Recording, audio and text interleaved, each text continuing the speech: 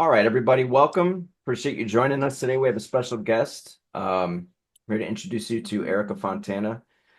She's here to discuss, as a veterinary technician down in Florida, her experience firsthand with what she sees in the vet world as far as, when people bring their dogs into the veterinary setting, the kind of behavioral things that she witnesses, how people handle their dogs at the vet, just overall it's an interesting perspective. Being a vet tech, you see things that people aren't necessarily privy to, especially on a day-to-day basis. So Hmm. just going to Yeah. go ahead and let you take it from there and just go ahead and share your experience in that world for us. Yeah. So I've been working as a veterinary nurse for about 5 years. And so I've worked with dozens of dogs, different dogs every day, um, for all those years. And I've seen firsthand the disability being a passive dog owner has been on dogs. Just how neurotic they can be, how aggressive some can be, whether it's fear or just them not wanting to do what they don't want to do. Um, so it's really tough being on the receiving end in a setting like that of people's failures to properly train and lead their dogs. So, the typical things you would think, like chihuahuas being demonic, absolutely. We see that all Yeah, the time. yeah. But this is in every breed of dog. I mean, I had a golden retriever I was working with. It was so out of its mind. I felt so bad for it. He just had no self-control and obviously had never had any kind of structure or leadership. The guy who brought the dog in even said the owner's got a problem with this, and this, which you hear all the time. But then the question is, well, what are you doing about it? Mhm. You know. But this golden retriever, I put a slip lead around its neck because it was wearing a harness, and we all know harnesses are a joke. And he tried to bite me. So that just goes to show you that any dog has the ability to show that kind of behavior if they're not taught well, if they're not raised well, you know. I mean, we get almost bitten on a daily basis, we get scratched to high health on a daily basis. It sucks having to muzzle and forcibly restrain all different kinds of dogs because they weren't prepared to deal with what we need to do. People don't play with their dog's feet or their dog's ears, even though some of these people, we try to tell them when they bring us a puppy, you need to do these things. Uh, it just doesn't seem to happen. I mean, the education, generally speaking, doesn't seem to be there about Yeah, what needs to be done to avoid this kind of conflict. It's, right. you know, it's really exhausting. And as bad as we feel for our own stress, we feel bad for the dog's stress because it Mhm. doesn't have to be that way, What, you know? as far as stress is concerned, what role do you think, because the vet can be a stressful environment, Of course. um, Yeah. and I've often seen it, especially from the dog's perspective, where you might even have a dog who's not normally the anxious type, Right. but you put them in a veterinary setting, and there can be a stress level on the dog that may not normally be there. And so I assume you probably would conclude that the stress level itself could contribute to, say, a dog trying to snap at somebody or bite or maybe act in ways it wouldn't normally act if it were outside of the veterinary setting. Yeah, absolutely. I mean, especially it's a business, we got to get stuff done. Yeah, Unfortunately, we don't have all the time in the world to sit there and give them treats and pet right, them and tell them it's going to be okay. right.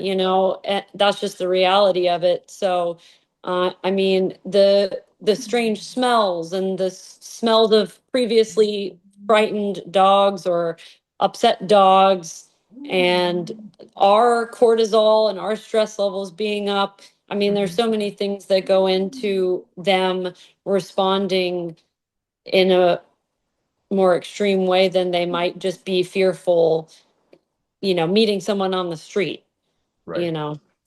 Um, but yeah, it's just I feel bad that we don't have the time to really work with the dogs in the moment Well, sure, other and it's than what we do.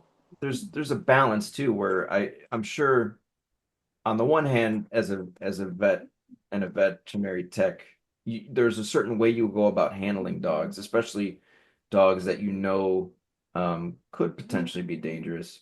Hmm. But there's still an onus on the owner to prepare the dog as best they can for Yeah. certain situations.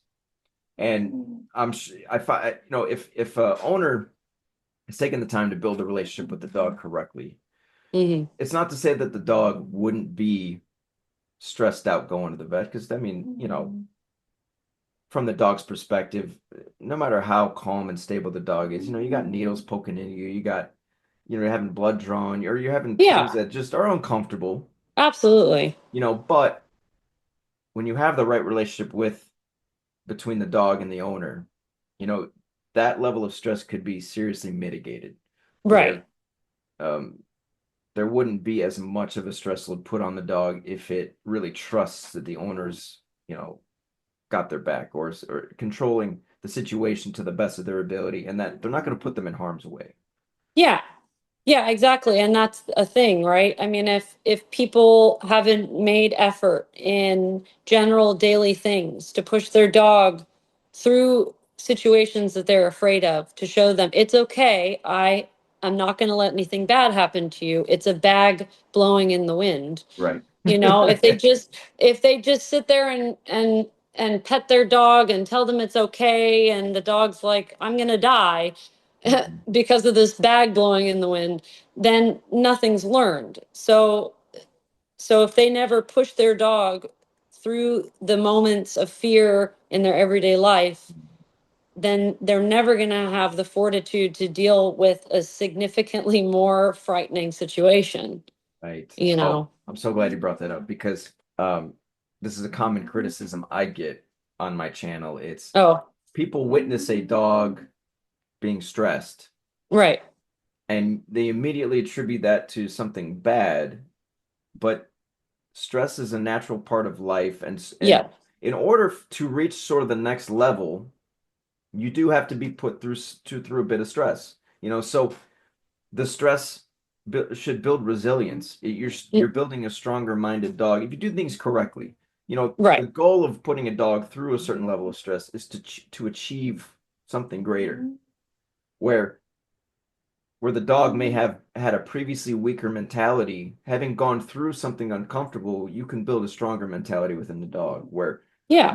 not much is going to phase it, or not as much is going to phase it. It has a higher threshold to unfamiliar things or being uncomfortable. It's going to be stronger minded as a result. And that's the Yeah. thing that I don't think um, they want to people have a tendency to baby their dogs too much, and it's like, Mm, well, think of it if it were your child.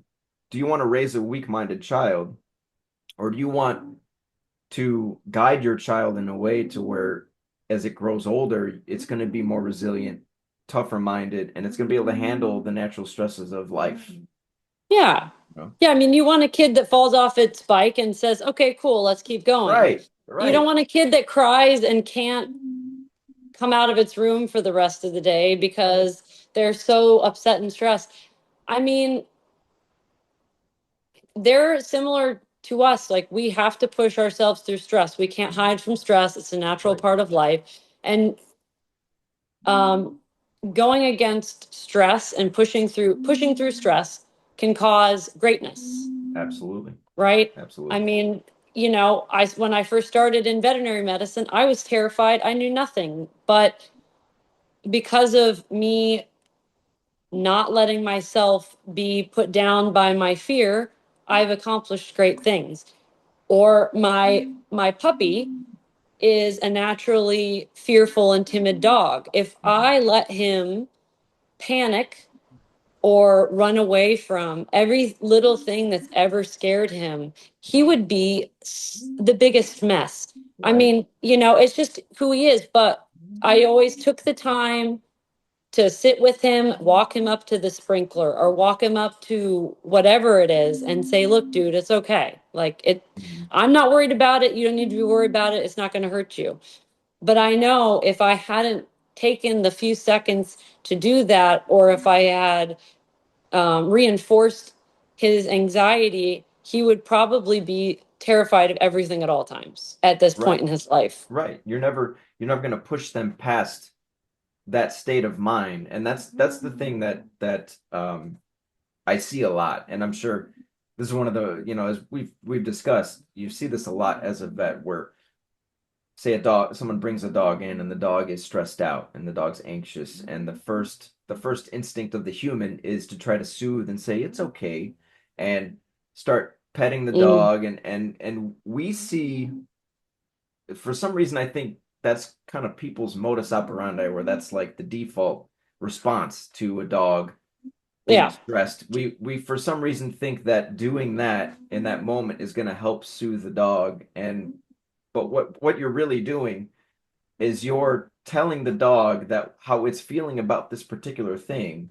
I like that. I want you to feel Yep. this way about this, whatever's happening at the moment.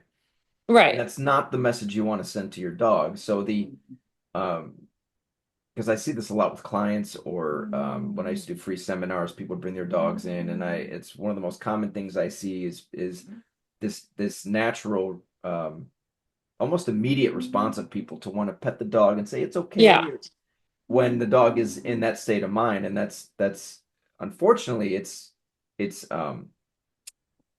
what's the phrase, it's I can't think of the phrase, but it's basically the opposite of that's true, where you want to do Oh, the yeah. opposite of that, Right. um and because you want to send the message to your dog that everything's good, there's nothing to be worried about.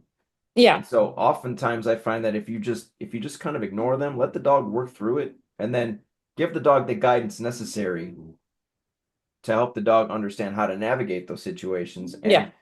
And that's why I have a couple of videos. Like there was a dog Samson on my channel where he was a good example of I like to teach pushing dogs through their fears rather than running away from them.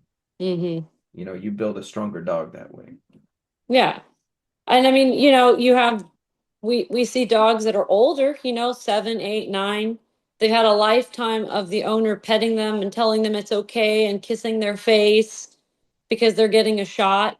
And the dog's even more afraid or more upset about what's going on than it was 6 years ago. So obviously that's not helping. No, it's Like best. Yeah, yeah, if kissing and cuddling and petting your dog and telling them it's okay helps, then we wouldn't have 1,000 dogs that are older that are worse off than they were. Like the proof is in the pudding. Um, and I think one of the biggest causes of this reaction is because you can't explain what's going on to a dog like you can at least to a child. Like a right, child, it's easier because you can say, hey, when you get this shot, it's going to hurt for 2 seconds. You're going to get a lollipop. It's all good.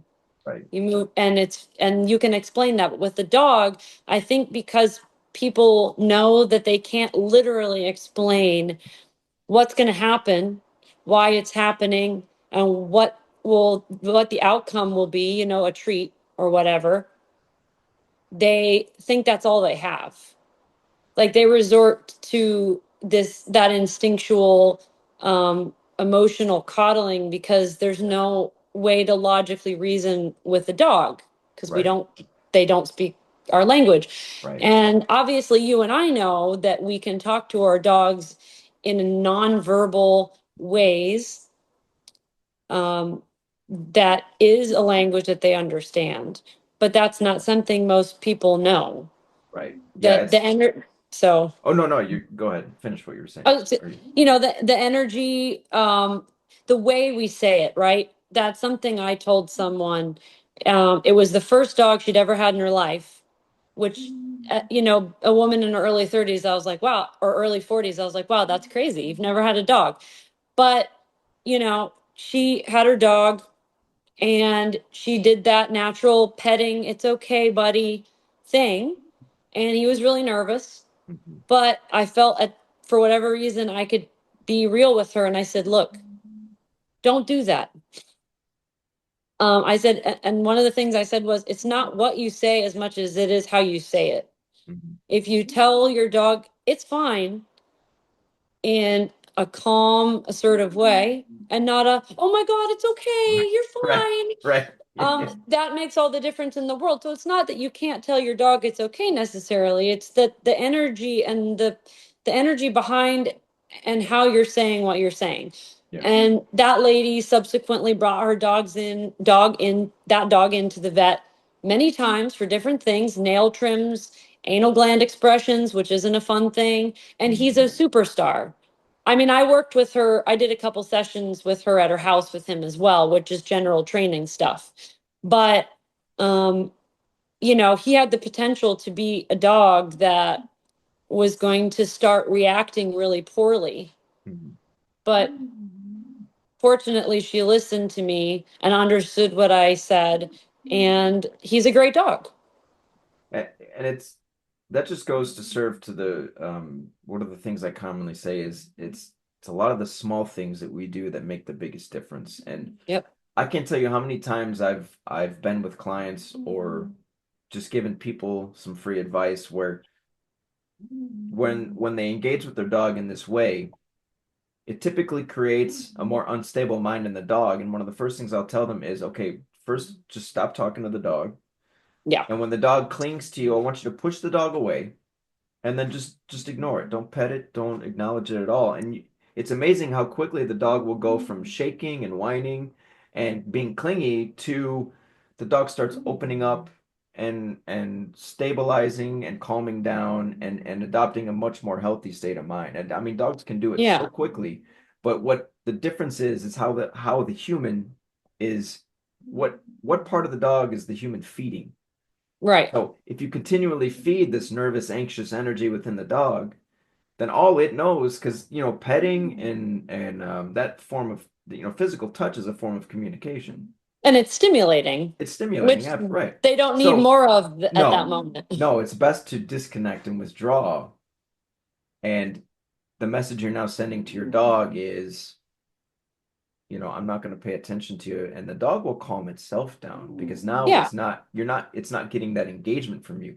And the thing that I liken it to is, well, put two dogs in a room together, and if you have one that's whining and anxious and nervous, do you see the other dog come up to it and start coddling it and licking it? And you don't see that. In fact, That, dogs no, are it's not a actually, common thing. yeah, dogs are actually repelled by that. They will Oh, yeah. actually they will move further away from that energy. They don't Or they'll like it. correct it. Or they're correct, yeah, or they'll, yeah, that's one of two Tell them to things will knock it happen. off. Yeah. Right, right, yeah, Goose would correct it. Some Enough's dogs enough. just, Yeah. yeah, some dogs just move away from it. They don't want to be around it. Right. So take a cue from the dogs, and that's to me is the greatest educator is just watch what the dogs do with each other when you have Yeah. dogs that are in that state of mind. They don't resort to coddling and trying to tell the other one it's okay. And you're right. No. I think that's why a lot of people do it is because yeah, with the child you can rationalize, you can explain things, you can maybe distract the child a little bit, but you can't really do that with the dog. And so I think people think that the next best course of action is let me just try to, in the best way I can, let the dog know that Yeah. everything's okay. But the dog doesn't see it that way. No. But it's always doing the best we can with what we know. Right. And unfortunately, as prevalent as this information seems to be, it's just not. Yeah, right. Um, Especially relationship information on building a relationship. You know, there's a lot of sit, stay, and down, but building a relationship and leadership is something that I don't see a lot of in the dog training world. with a lot of the bigger trainers, which is a huge disservice to everybody because they just want to obedience issues out, but that's not how it works. No. I know that firsthand. Um, and not to sound mean, but I have to say, from a psychological perspective, as someone who went to school for psychology, I think that a lot of people have a desire for their dogs to need them that badly. Mm.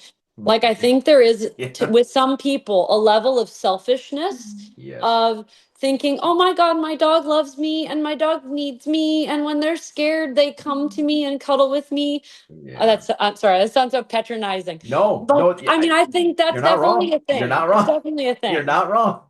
So let's be, you and I are very blunt people, right? Yeah. So that's just the truth. I mean, some people love it.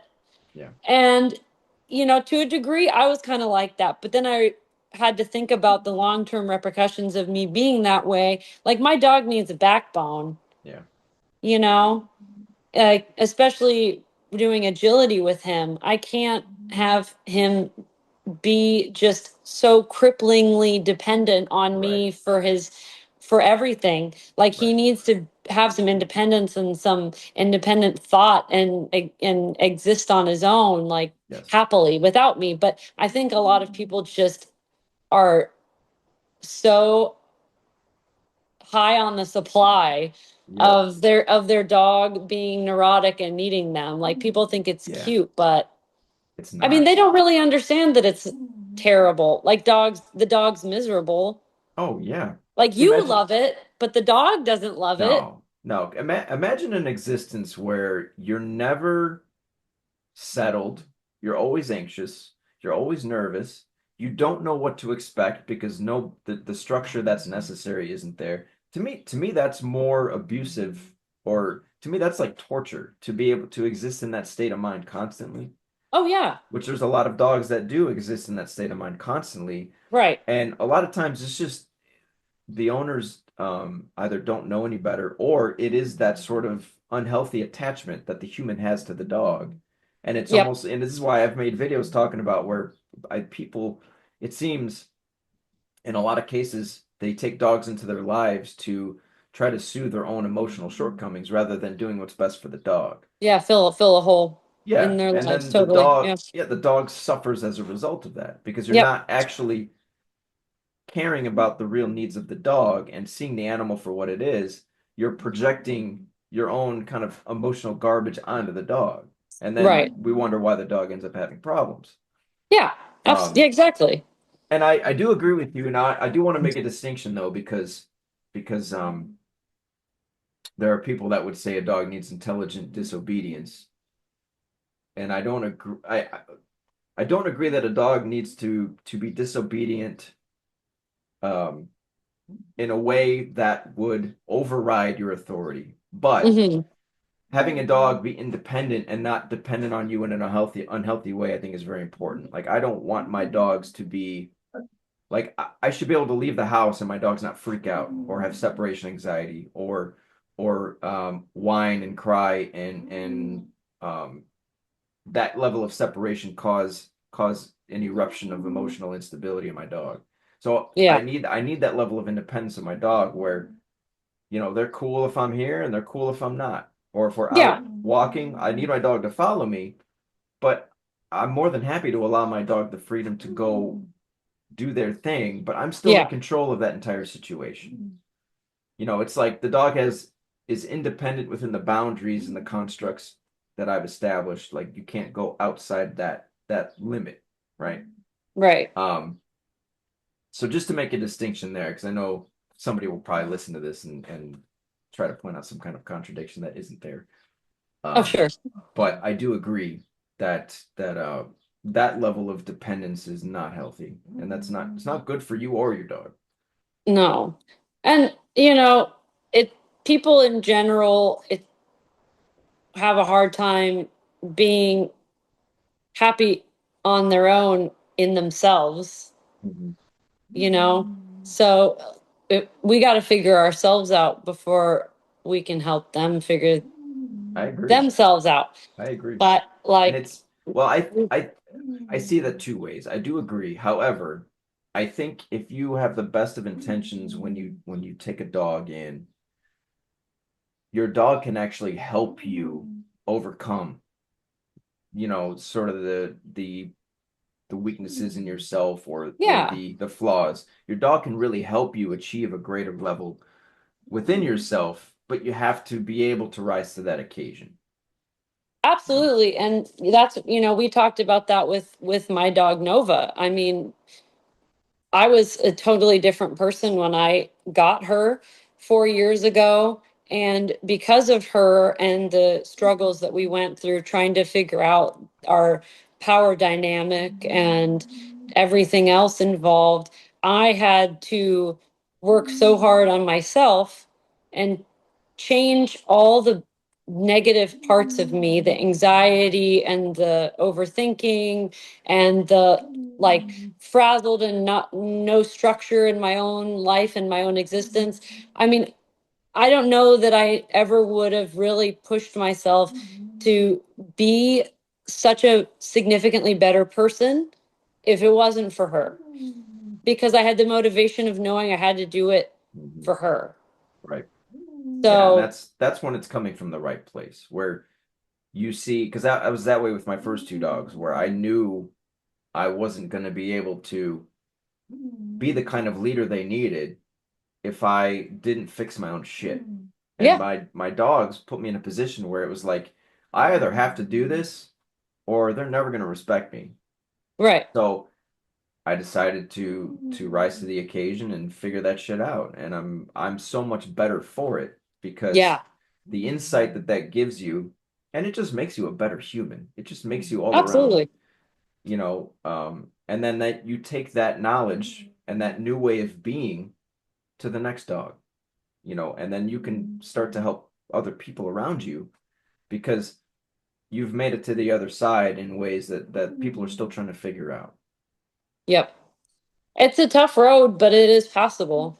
Oh, it's totally worth it too. It's Yeah. talk about, you know, one of the most rewarding things for me is being able to help people build the relationship with their dog in such a way where now their dog sees them in the same way that my dogs see me. That they Yeah. give you that look of admiration and they want to follow you and they want to listen and you just have such a great relationship with them where every day is just it's just easy.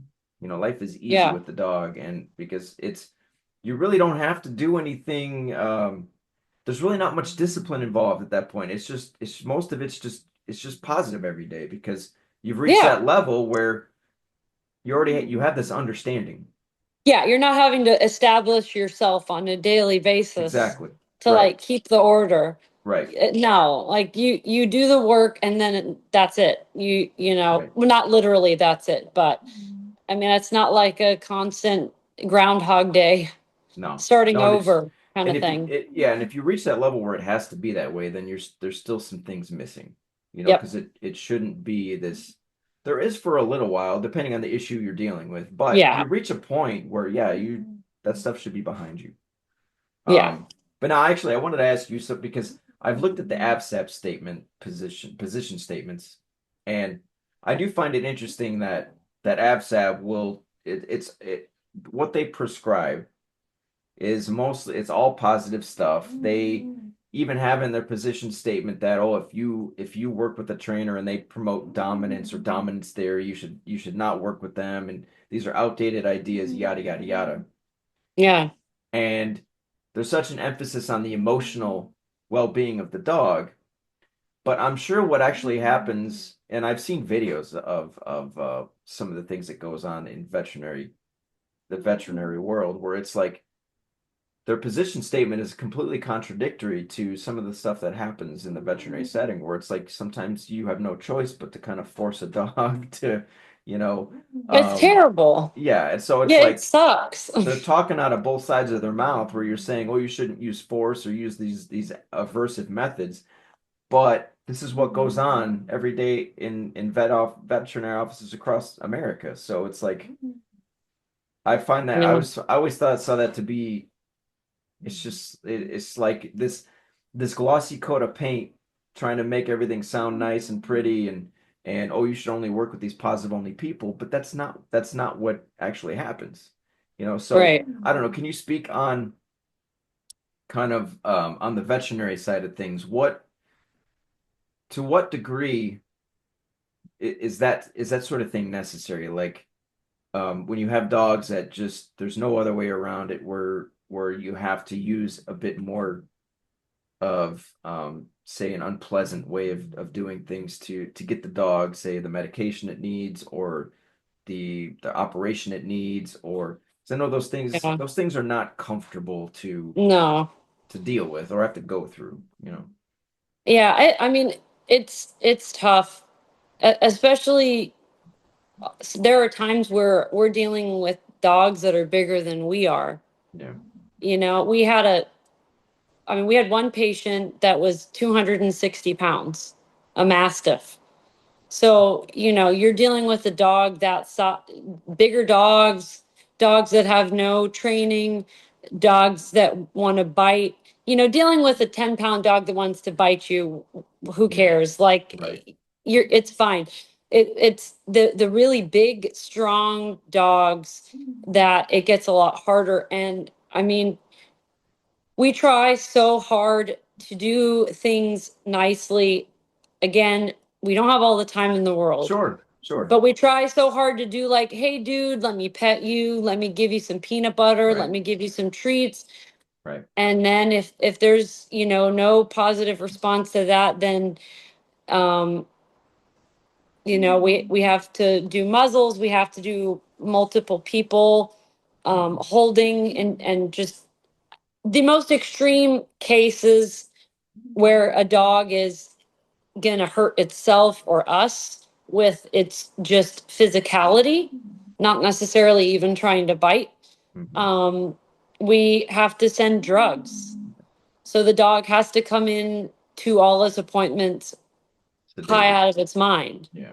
Yeah. which is such a terrible thing. But like, what other option do we have? Right. We can tell people all day to, like, we have trainers that we give, if people ask. I don't think we really do it of our own volition. It's more of a if they ask type Hmm. thing. Yeah. We have trainers we recommend.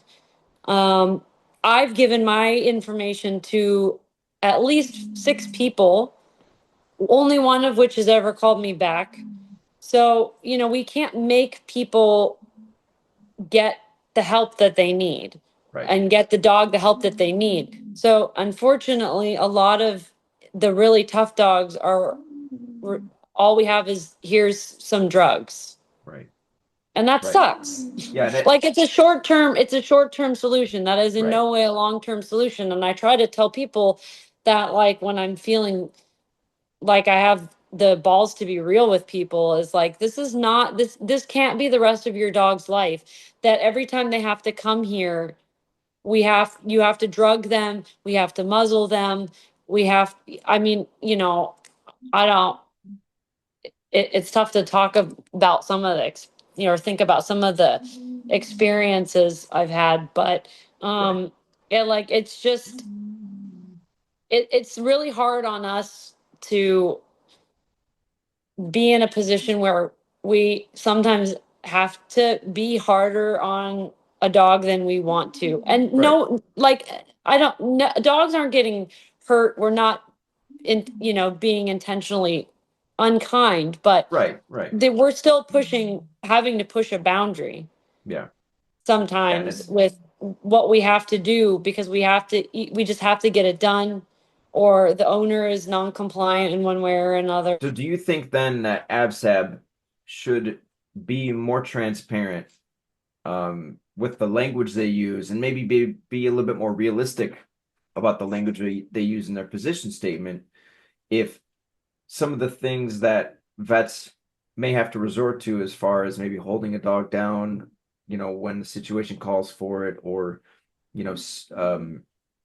using drugs to say subdue a dog if they're aggressive or anything like that, or um, anything that they would deem to be aversive? Do you think AVSAB should use better language when they're giving advice to the public, given that we know that there are situations that happen in the veterinary world and outside the veterinary world that do call for the usage of a little bit more force than one would necessarily like. Yeah, because I mean, at the end of the day, it's doing a disservice to the animals, which is really what we're there for, right? We're there to take care of the animals and do the best we can to take care of the animals. So I think that being more transparent is important because we're, if we're do no harm, then we have to do things that get us to that point. Right. Because if we just, cover it up and use language like, oh, he wasn't really a big fan.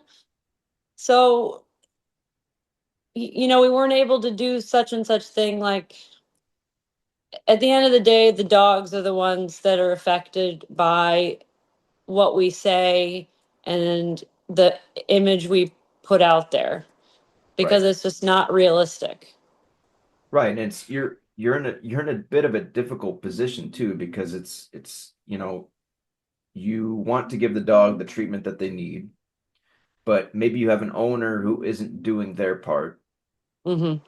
and they bring in a dog who, you know, things could be done better in the home setting to address behavioral issues, and then they bring that dog in, and there's only so much you can do with the amount of time that you're given, Right. and so it's kind of you're kind of like between a rock and a hard place where you're like, well, I want to give this dog the best care that I possibly can, but the dog is making it difficult because of the handling of the owner.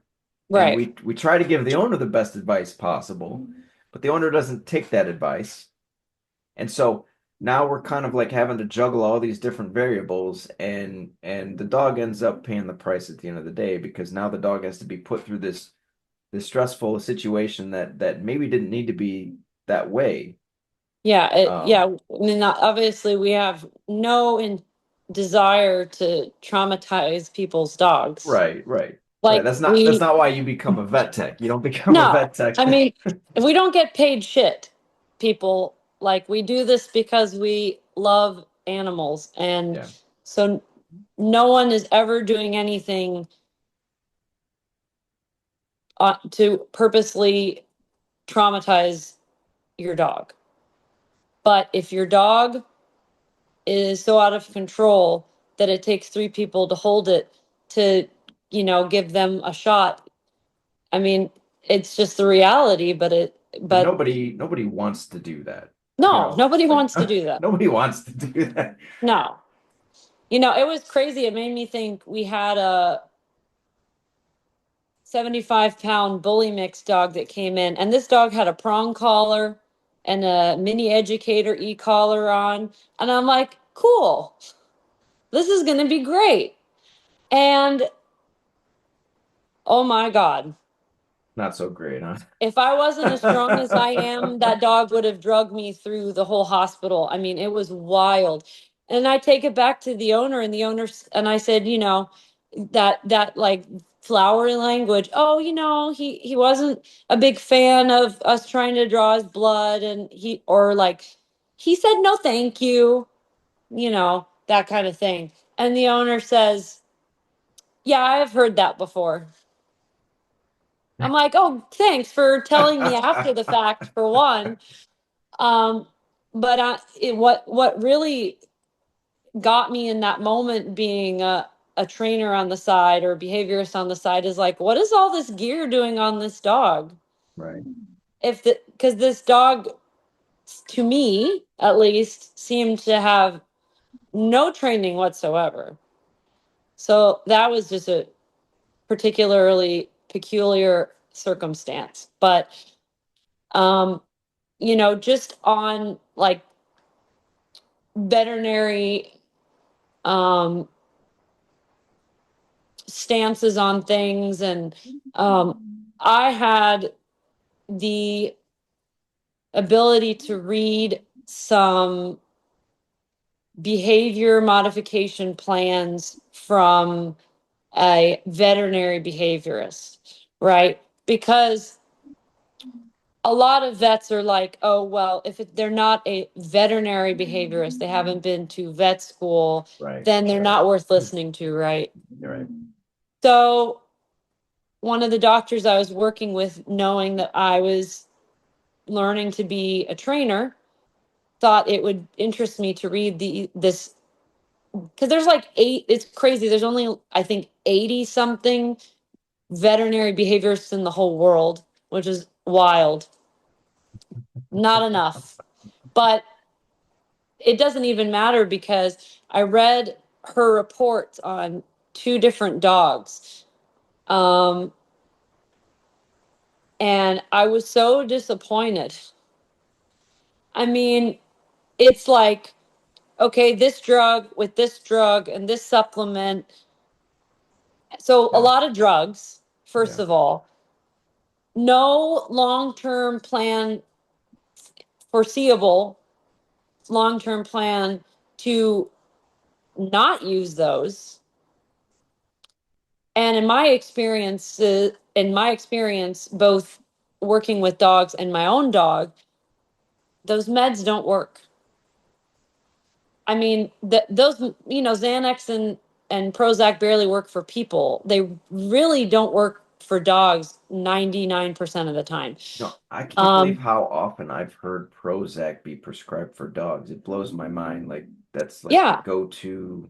I don't, I really don't understand it. But yeah, now actually, yeah, I'm glad you brought up the vet behaviors because I want your take on them because I've not heard very good things about them. But I've also heard the same thing where a lot of them, the prescriptions they give is all centered around drugs.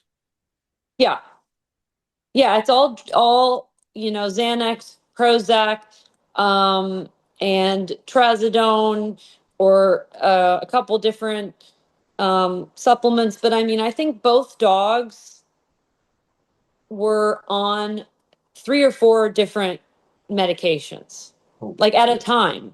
And one of which I worked with after she'd seen the behaviorist, I think more than once, and was on all these drugs.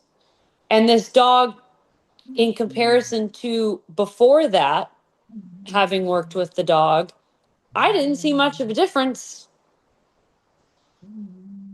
So there's that. And the most ridiculous thing to me, or it's as ridiculous to me knowing, how you and I train and work with dogs, is just positive, positive, positive, like never any adversive words, adversive actions, never correcting a No dog discipline. for No anything. discipline at all. And I'm like, yeah, no discipline at all. And I'm like, people, if your dog is biting your children, this is not it. So to see a person educated to that degree and that's what they've got, knowing that that is never ever going to work No. is so disheartening. Right. Right. And but that like I said, it ties back to say the position statement of the veterinary behavior organizations where it's all positive.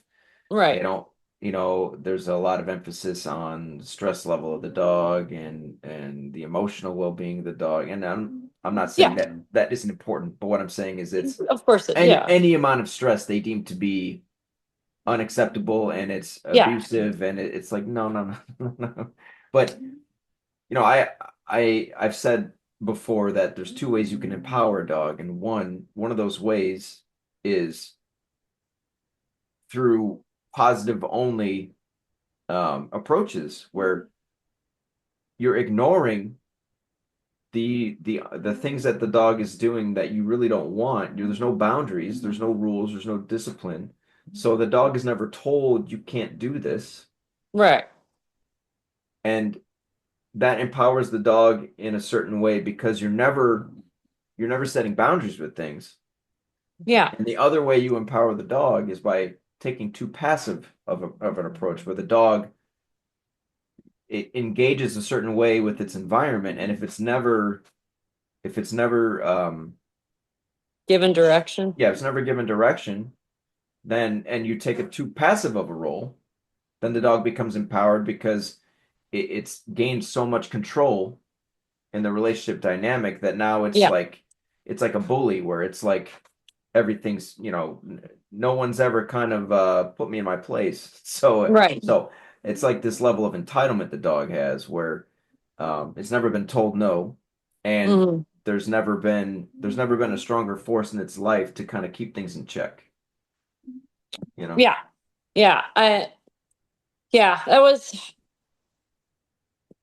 just really disappointing because with these really difficult cases, these people are putting all their faith and money into a person that's not telling them the truth, either because that's what that person, that, veterinary behaviorist truly believes, or that's what they think they have to say. Either way, it's just like the dog's never going to get better. I mean, the dog's just going to be drugged for the rest of its life. It's going to be management 24/7. Like the dog with the, being shitty with the kids, you know, that's just not a life for anyone. So it's just, So something offends me. is that something you actually see a lot where in terms of say maybe aggressive behavior, the behaviorist types will prescribe medication for that too? For like Well, aggressive how do you for behaviorist? like will they still resort to prescribing drugs for even aggressive behavior?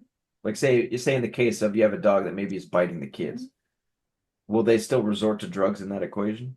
Is that Oh part of yeah. their, oh my God, that's Like like multiple. That's what I'm saying. Like wow. multiple drugs. Wow. And I think it's really sad that anyone would, if they legitimately think that's the answer, then that's sad. 15 years it's never even crossed my mind to now of course I'm not in the medical field, so it would be it wouldn't be my place to give that advice anyway, but Right. that wouldn't be my first thought. And in fact, I've had many clients who their dogs were already on drugs, and Yeah. I give them my opinion on it, but I always say like, listen, the medication is really just it's a band-aid. It's covering up. Yep. It's not going to solve anything, right? Nope. Let's address the root cause of why the dog is behaving this way, or why is the dog in this emotional state that it's in. Let's address that, and then you should be able to get them off the drugs. Like we shouldn't need them, Yeah. you know?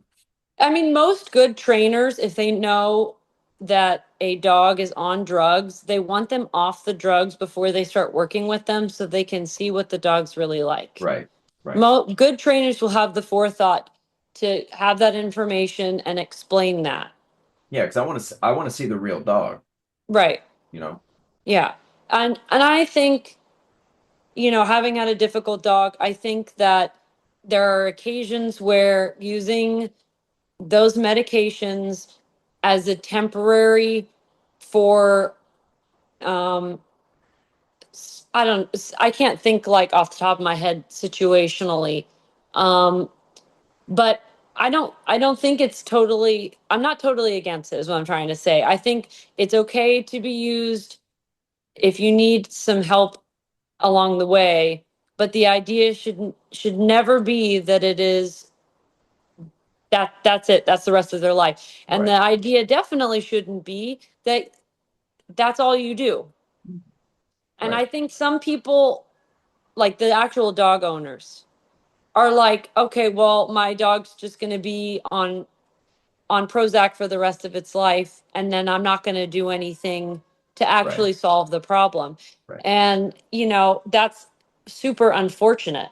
You know, I mean, I did have my dog on trazodone for a really long time because of my inadequacies before I did all the work I did to myself and to learn how to communicate with her properly. So I understand where people are coming from with needing it. But hi buddy. But I never I never wanted it to be a long-term thing.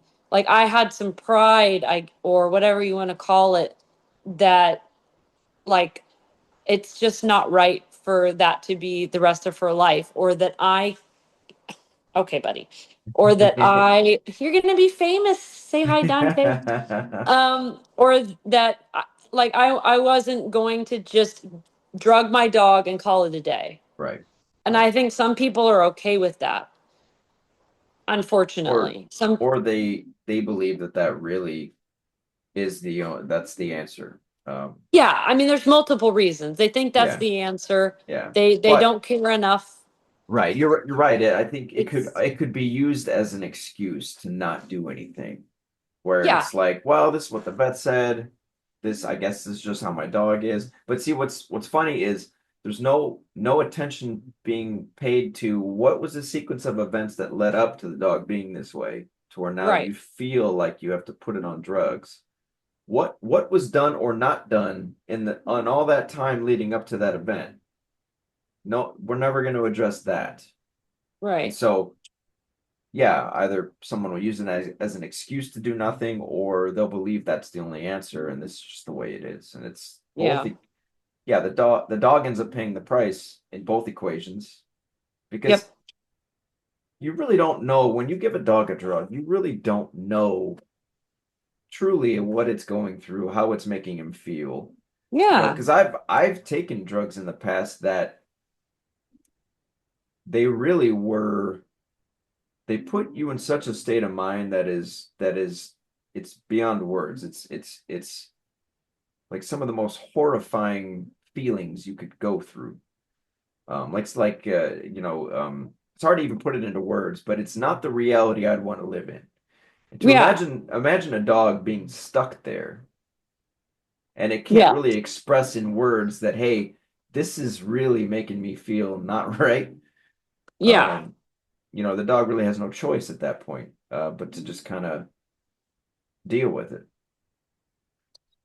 yeah. And I mean, I have a background in human psychology and, um, a history with taking different antidepressants. Mhm. So I know, side effects can be so all over the place based on the person. Oh yeah, So how we will never know if our dog is like in some personal hell, mental mental health, torture, right, right, right. because they Yeah, can't tell us. And we're like, oh, well, they're resting peacefully, but inside the dog's mind, they're miserable. right. You just don't. You just, and So, that's the thing about drugs like that have always kind of scared me a little bit because it's like, well, unlike a child, like the dog can't tell you if something has gone truly wrong with this sort yeah, of thing. And all you can really rely on is there a change? Is there an even more greater change in the behavior or the state of yeah, mind that dog's in after having taken the drug? And that's the best information you have. yeah, But that should never be the solution. Like no, the catch-all solution where, oh, my dog behaves this way, let me just give it a drug and okay, problem solved. That's not the that should not be the course. That is not a holistic approach to a right. behavioral problem. Yeah. Yeah. I mean, I would say majorly it's a lack of knowledge, but there's definitely some people where it's just straight up laziness. Right, right. That's Now, just the truth. speaking of that, how many people would you say where they have dogs, they bring in dogs where you would say that the person is not really equipped to handle that dog? Like how many what percentage of people would you say, or how often do you see it where somebody brings in a dog and the dog is all out of control, and in your mind you're thinking like this really like you got no business having this. This is not the dog for you. You shouldn't Well, have this it's, dog. I mean, dude, it's constant because I mean, so many people, and I don't know, I mean, I think it's a general thing, but also maybe a Florida thing, but so many people have pity mixes or bully mixes. Yeah. And I'm talking about every walk of life person. And almost every single bully type dog we have has a warning on their account. And I Right. attribute that, no, seriously, like either aggressive to cats, aggressive to other dogs, aggressive to people. It's if you see a warning pop up on a dog's account, it's almost always a bully breed. But that is the person's fault Oh, sure, sure. because Yeah. people don't understand that that's a breed. Like German shepherds are another one I see all the time, Yep. that you don't just get one. Yeah, yeah. No. I mean, I have Australian shepherds. You don't just get one. Yeah. I mean, I have to go through hoops to give my dogs what they need as a normal, everyday, full time job person.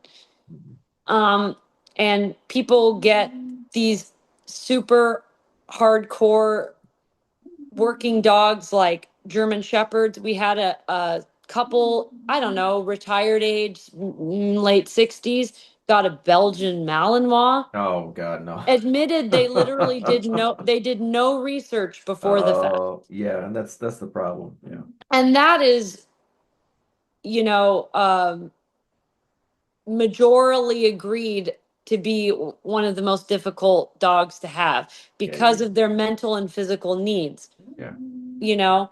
So, I mean, it's, I would say more often than not. Wow, it's that frequent. Holy shit. Yeah. Um, the exception, one of the exceptions being smaller dogs.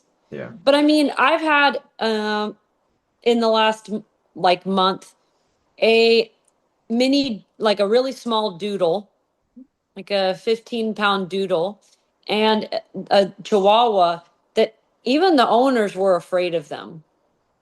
Really. And I'm like, you know, it's just crazy being part of situations like that where someone's afraid of their own dog, but even still are not necessarily going to do anything about it. Right, right. Yeah, and that's something I run into here and there. And on the one hand, I sort of understand it, but on the other hand, I don't. There's a part of me that's like, why are you scared of this little dog? I don't get it. Yeah. This little dog, even if it bit you, I like what's there to be scared of? I don't Yeah. doesn't resonate with me at all, you know? Like the dog will assert itself towards the owner and there's this big freak out. And in my mind, I'm thinking like that wouldn't faze me at all. Like I don't and it's not even just because I've worked with the dogs I've worked with. To me, it's just like this is a little dog. Like why are you afraid Yeah, of this little it's dog? not gonna rip out your No, it's jugular. It'll yeah, like yeah. it's It's fine. like a little chihuahua or something. Like what's there to be Yeah. scared of? Yeah. But there's a lot of people that, and I feel like in this instance in particular, um, small dogs, the way they get treated, Yeah, like you can't touch their ears or yeah, trim their nails yeah, because the owner, they're almost worse off with the babying in some yeah. ways. I Oh yeah. think with the little dogs, it's treating them like little babies Yep. and never letting them be their own living thing. Right. And with bigger dogs, it's people being wholly unequipped to give their dog the basic things that it needs. Right. I mean, we have a client right now that wants to give up their dog because it's more dog than they can handle. And I'm like, dude, no one has time to give their dog what they need. Real, like so few people have actually have the time to give a dog what it needs. But just do better. Yeah, do better. Do Like, better. I mean, you Right. got the dog and you're already doing a good job bringing the dog to daycare almost every day. And to, I told someone, I'm like, look, I will work with him for free if, in hopes that he doesn't have to rehome this dog. And still nothing. People, you got to help yourselves. Yeah. We Yeah. can't make you let us help you. No, and that's the thing is I have people reach out to me all the time where, the work starts and then I explain to them what needs to be done. And I think this realization comes over them that they realize that, oh, there's going to be a lot more work than I I have to do a thought. lot of work. Yeah, it's a Yeah, lot more work than I thought. And oh, I thought this guy was just going to come like train my dog for me. No, doesn't work that way. right. And then people, now this is only like a small portion of the people I work with. Most of the people I work with actually, they really do want to do better for their dogs. Yeah. But there are people I've worked with where they just fall off and they don't want to put in the work. And then sometimes I'll hear back from them months later where they'll say like, "Oh, this bad thing happened," and then I'll ask them, "Well, hey, how?" Because we did one session or two sessions, I didn't hear from you anymore. Like, what? How consistent were you with the protocol I gave you? And it's always the Yeah. same answer. Where, well, we were good for a few weeks and then we fell off. And it's like, well, this is why you are not any better off than when you hired me because Yeah. you didn't want to do the work that was necessary. Well, you worked with a woman with a German Shepherd in a situation like that. I think you told me about, right? Yes, actually, she's the one I'm thinking of. That Yeah. So, just exactly the one I'm thinking of. yeah. I mean, I haven't run into that yet, because I haven't worked with a bunch of people and I haven't done any, significant issues. It's been more like relationship and puppy stuff and basic commands and whatnot. But the nice thing about me doing it on the side of my main job is that I've been able to only work with people that I know are gonna actually listen to me and do the work. Yeah. Yeah, and But I I would won't always say have that luxury. I don't have these sort of assumptions about people when they call me. It's just I just kind of explain to them how it all works. Right. I make sure they understand up front that, hey, this is I'm here to show you what needs to be done, but the work is for you to do with your dog. So I make sure I'm always upfront with that. Um, but I think sometimes once people get far enough into the process, they're kind of this it really hits them like, oh wow, this is a lot more than I think I thought it was going to be. Yeah. I mean, I'm But sure most people think that we're gonna fix their dogs right, and I can't. and I that don't. they have nothing to do with the Right. issue, Right. which is I don't. understandable. Yeah. Like, I No, get that. I think that's just kind of the culture that's been established around dog training.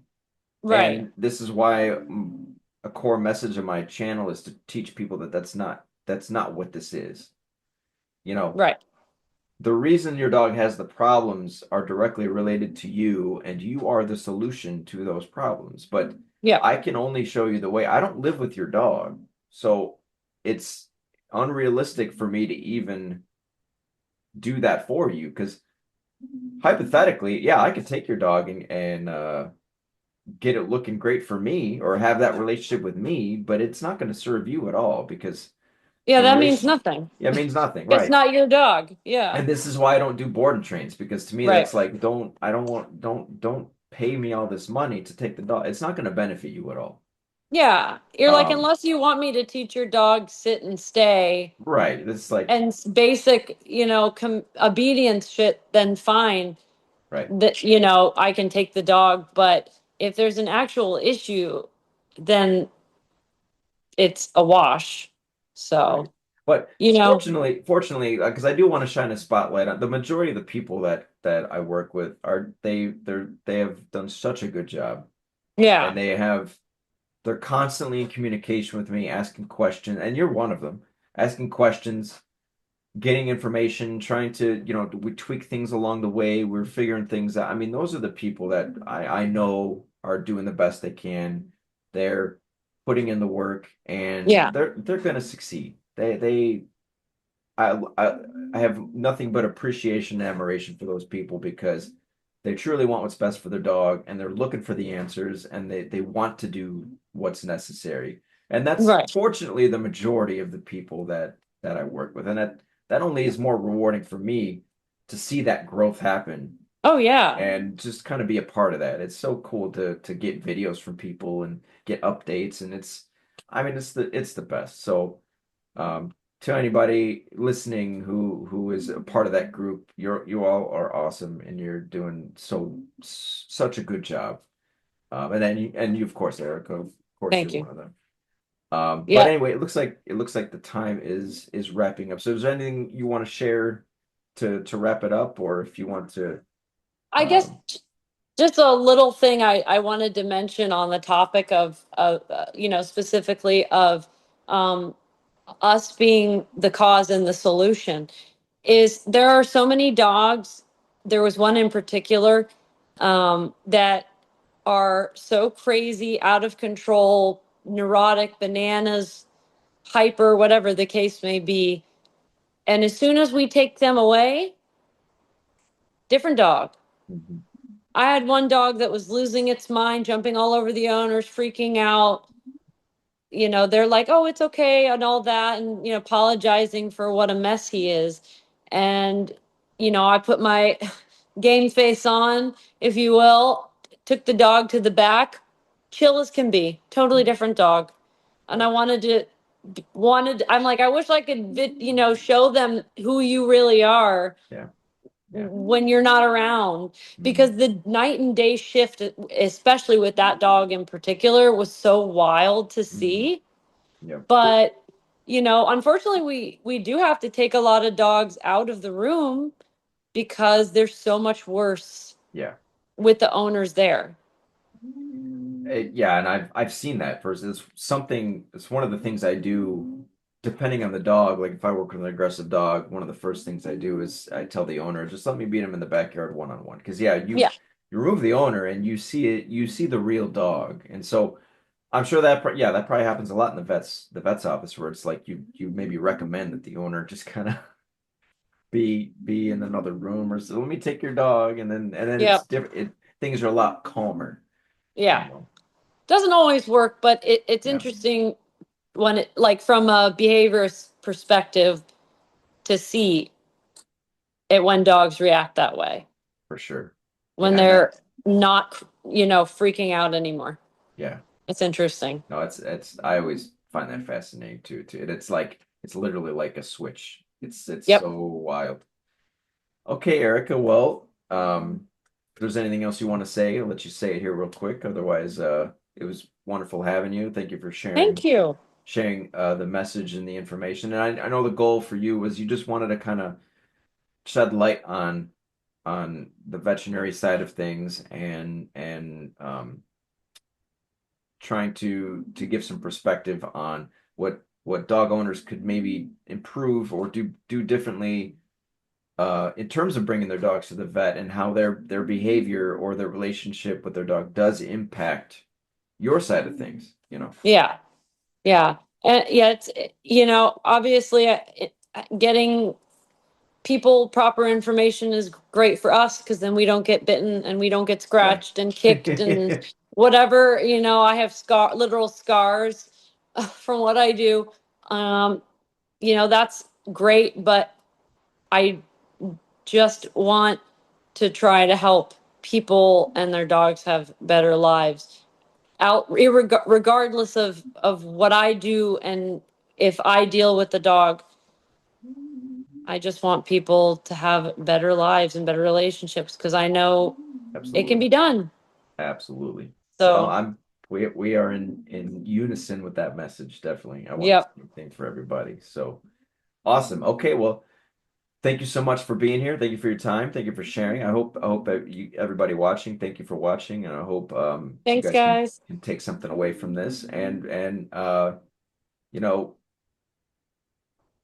maybe it'll give you some perspective on what your vet has to go through when you bring your dog to the vet, and and maybe there are things we can do outside the vet's office to make that experience easier for both you and your dog. So Yeah, anyway, Erica, thank you so much, and you're welcome, we'll Henry. talk soon. All All right. right. Talk to you later. Sounds good.